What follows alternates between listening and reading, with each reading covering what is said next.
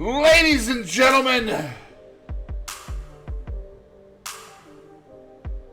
boys and girls, it is me. It is me. It's Beast Mode. Beast Mode. Beast Mode.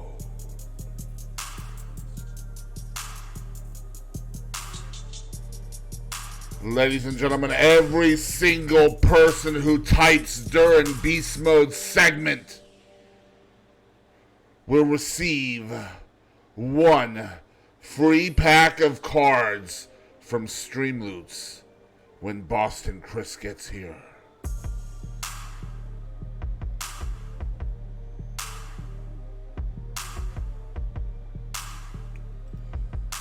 Today,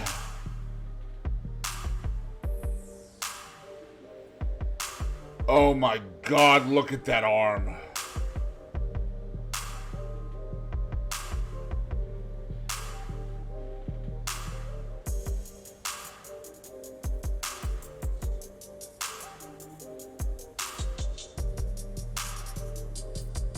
Today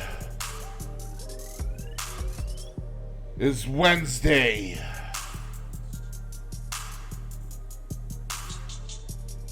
April 13th, 2022.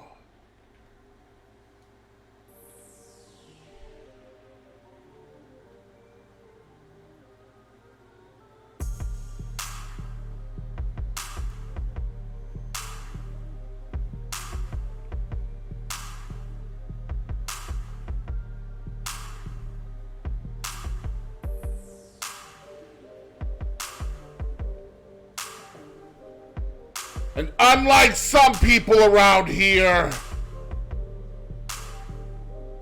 we don't rage quit every game made on 74 and a half platforms. We will pick one game, and much like a booger, we will stick to it.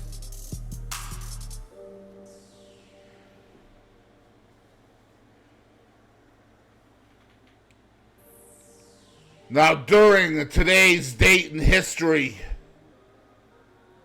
April 13th, hello YouTube, in the year 1598, King Henry IV of France promulgated the Edict of Nantes in Brittany, granting a large measure of religious liberty to his Protestant subjects, the Huguenots.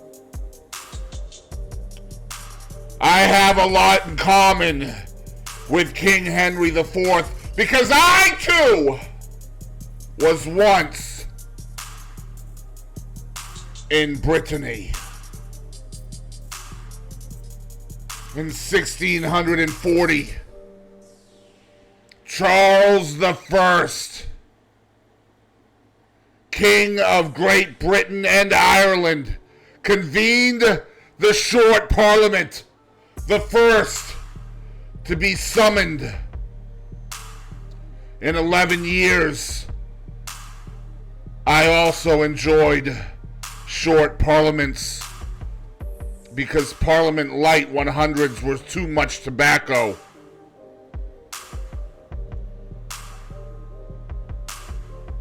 I think I had a pubic hair stuck in my teeth. I'm sorry.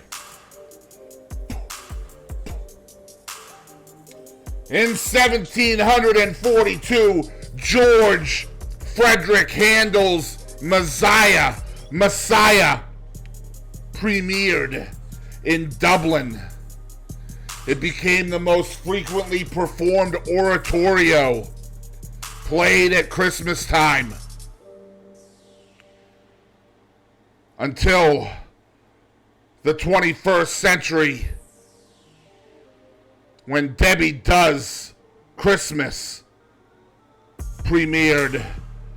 And then that became the largest ever oratorio. In 1870, the Metropolitan Museum of Art was founded in the New York City, and it became one of the leading art museums in the world. In 1906, Nobel Prize-winning playwright and critic Samuel Beckett is believed to have been born that day in Ireland.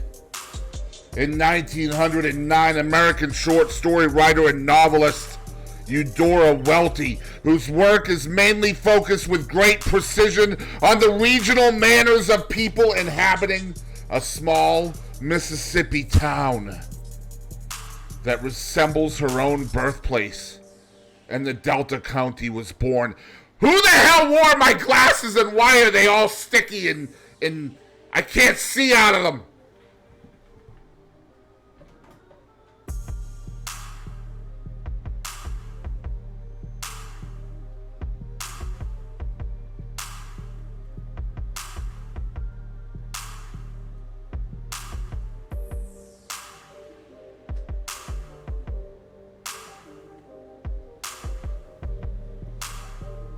Fine. In 1941, Japan concluded a neutrality pact with the Soviet Union in World War II. 1943, the Thomas Jefferson Memorial was dedicated in East Potomac Park on the south bank of the Tidal Basin in Washington, D.C. In 1963, Russian chess master Garry Kasparov, who became the world chess champion in 1985, was born. I wonder if chess champions get the chicks, if you know what I mean.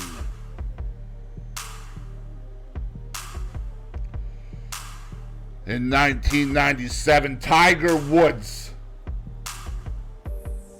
won the Masters tournament, becoming the first golfer of African American descent and the youngest player to place first in that event.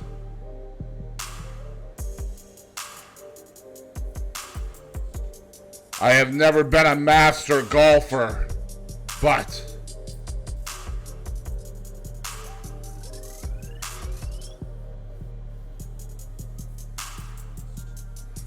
in 2002, the military coup that a day before had installed businessman Pedro Carmona Estanga.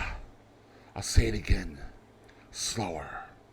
Pedro Carmona Estanga as interim president of Venezuela collapsed that day, and the following morning, Hugo Chavez was restored to the presidency, which basically means that Hugo just needed a frickin' day off. And don't we all? In 2015, German writer Günter Grass, who was the winner of the Nobel Prize for Literature and was known as the literary spokesman for Germans who grew up in the Nazi era and survived World War II, died at the age of 87.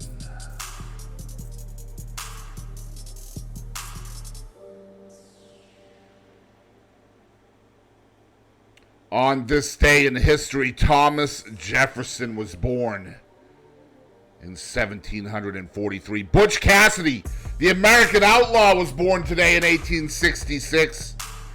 Samuel Beckett, the Irish author, in 1906. Christopher Hitchens, British-American writer, in 1949. And Garry Kasparov, Soviet-born chess player, 1963.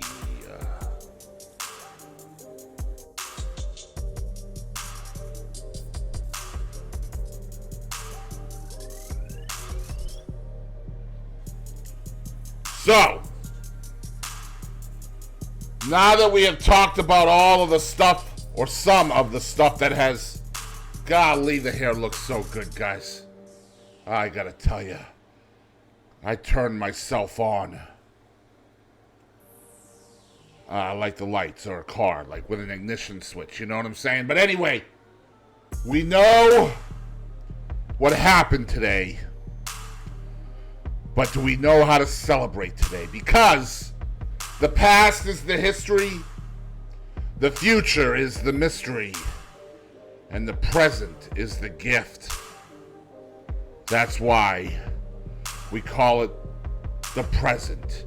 And today is no different in the United States of America. We celebrate some of the dumbest stuff in the history of man. Today, we are celebrating National Thomas Jefferson Day. We are celebrating National Scrabble Day. We are celebrating National Peach Cobbler Day. National Make Lunch Count Day. And last but not least, today is National Borin Kinnears Day. I have no fricking idea what that is.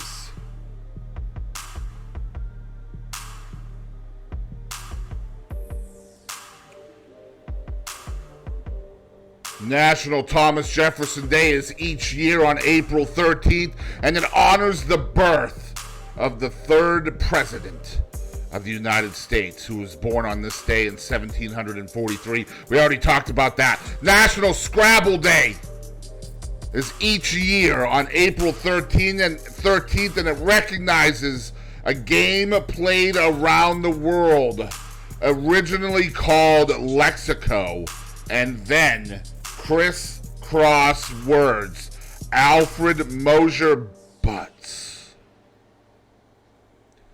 eventually settled on the name Scrabble. The amateur artist and unemployed architect developed the word game in the midst of depression. Still, it wasn't until 1948 that a final name change and a trademark that Butts finally began to produce the game. Today is National Peach Cobbler Day, ladies and gentlemen. Each year we recognize a delicious dessert that originated during the 19th century.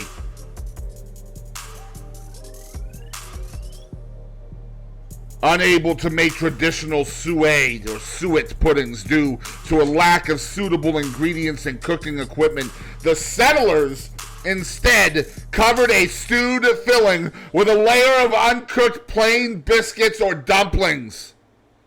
Fitted together, when the dish is fully cooked, the surface has the appearance of a cobbled street.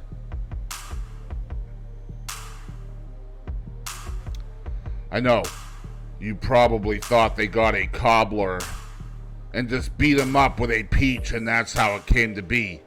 But you would have been wrong. National Make Lunch Count Day. On April 13th, we have an opportunity to break a trend that has been occurring around the country by joining National Make Lunch Count Day. According to a recent study commissioned by TGI Fridays, the majority of U.S. workers suffer from something called FOLO, F-O-L-O, otherwise known as a fear of lunching out. Many workers eat lunch at their desk at least twice a week. 73% of them do, while 1/3 have lunch at their desk every day of the week. Don't fear lunching out any longer. And as you can tell,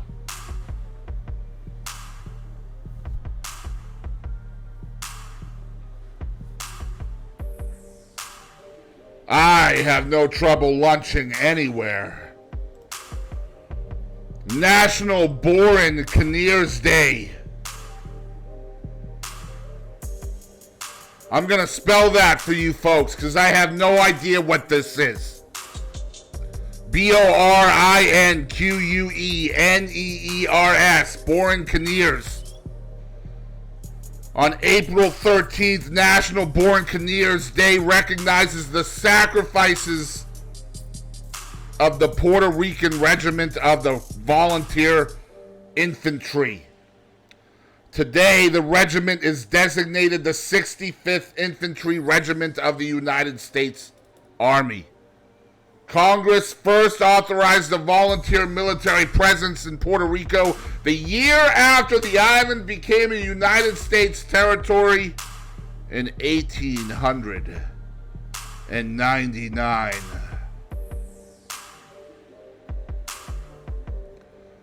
Since the Spanish-American War, Puerto Rico's military personnel have served honorably, though often in limited or non-combat roles.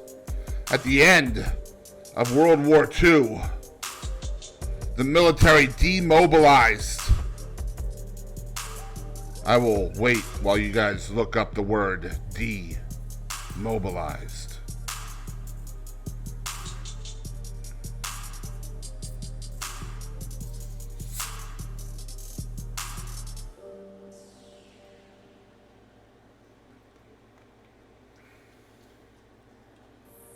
Demobilized the 65th Infantry. However, when the Korean War broke out, the United States reactivated the combat-ready units that included the 65th.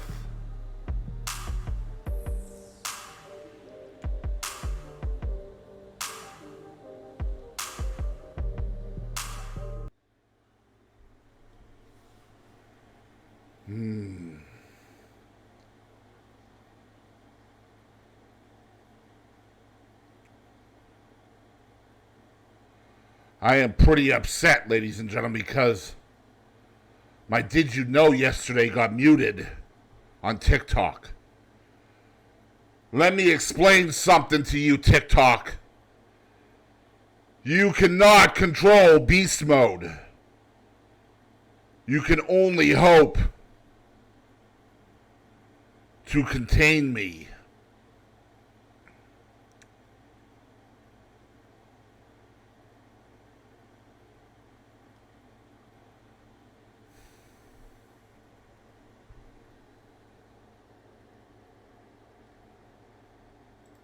Rippin' Heads, thank you for your service. Ladies and gentlemen, did you know? Ladies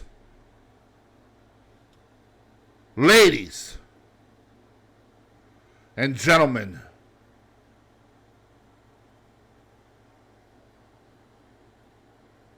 did you know that the Twitter bird has a name? Yeah. You know, the logo of the Twitter, the blue background with the white bird, that bird has a name, and the name is Larry. That's right, the infamous blue bird of the social media giant Twitter was named after former NBA legend Larry Bird, who used to play for Twitter co-founder Biz Stone's home state team, the Boston Celtics. Didn't know that? No? Well, now you do. You're welcome.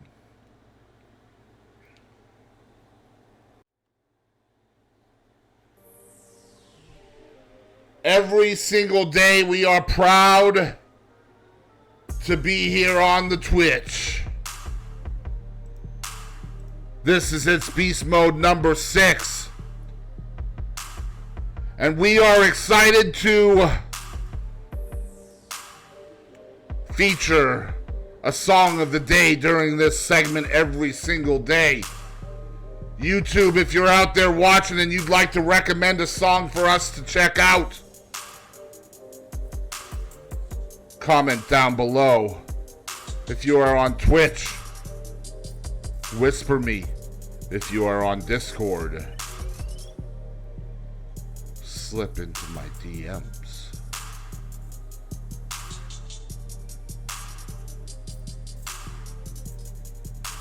Today, we are going to feature a song that is played on the channel quite often.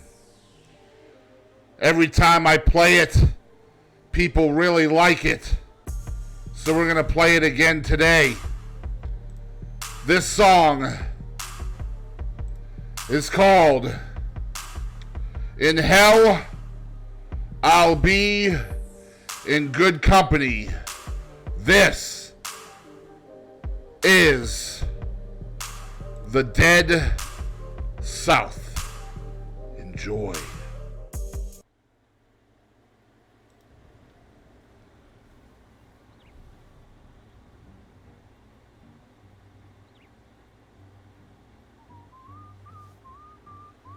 Now I'm going to turn it up for you guys to hear it.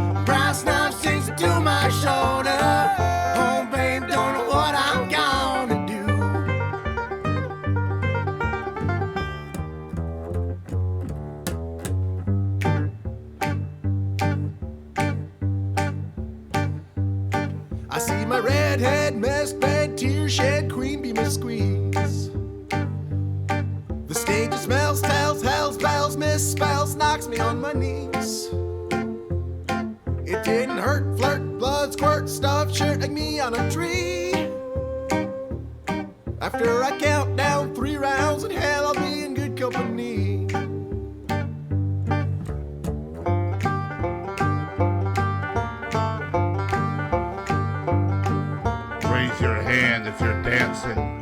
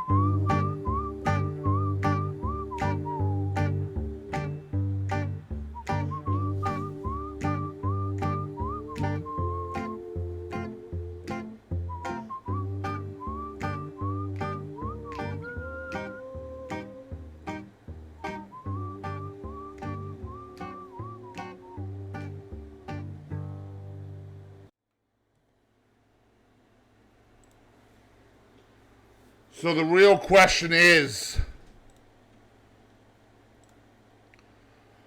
have you ever folded your arms over your chest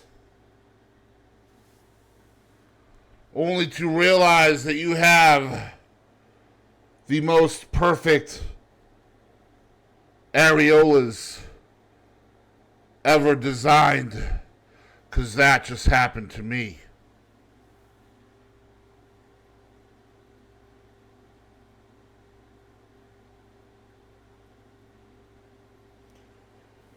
The Dead South. In Hell I'll Be in Good Company was our song of the day. Thank you for watching on YouTube. This has been It's Beast Mode number 6.